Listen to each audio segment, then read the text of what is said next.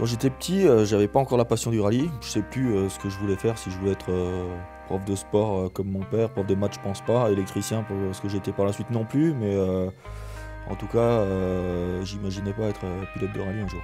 Quand on a grandi à Monaco, on aime le bateau ou les voitures. J'ai testé les deux, j'étais mauvais en bateau.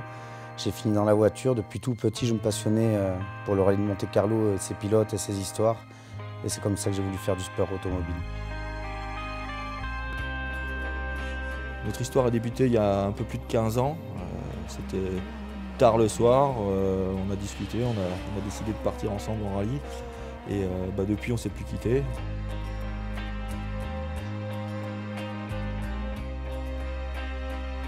Depuis nos débuts en WRC, on a couru ensemble 164 rallyes. Ça fait pas loin de 3 années complètes ensemble dans la voiture, dans 2 mètres carrés. On est complètement différents, mais on se connaît par cœur et je pense que ça fait notre force. Nos meilleurs souvenirs? C'est 76 victoires, 113 podiums, 879 scratchs, même qu'on a raté de quelques-uns, 9 titres. Mais ce que je vais retenir, c'est notre première victoire morale, même si on nous l'a retirée sur Monte-Carlo en 2002. Notre premier rallye dans une équipe officielle, c'était avec la Xara WRC au San Remo en 2001.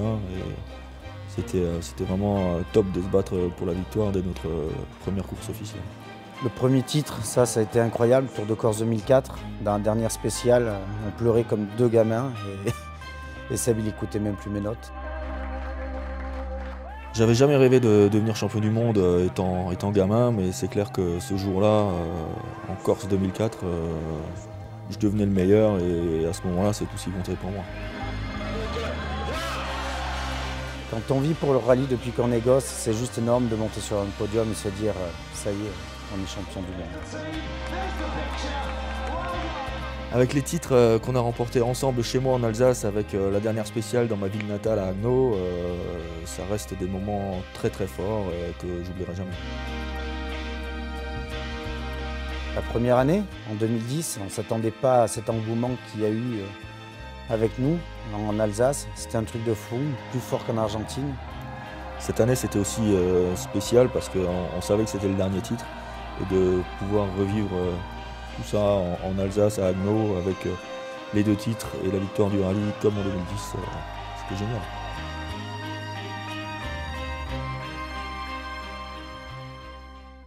Et maintenant, qu'est-ce qui va rester de tout ça?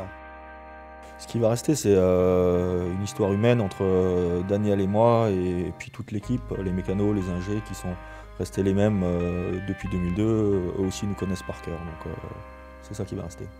On ne va pas faire les anciens combattants, même si notre histoire peut montrer aux jeunes qu'on peut y arriver avec de la volonté, du travail, de la folie et de la persévérance. J'ai beau ne pas être le mec le plus expansif, mais ça fait toujours très plaisir de voir les fans qui nous suivent dans tous les pays, au Japon, en Argentine, et de se sentir soutenu jusqu'au bout, c'est génial.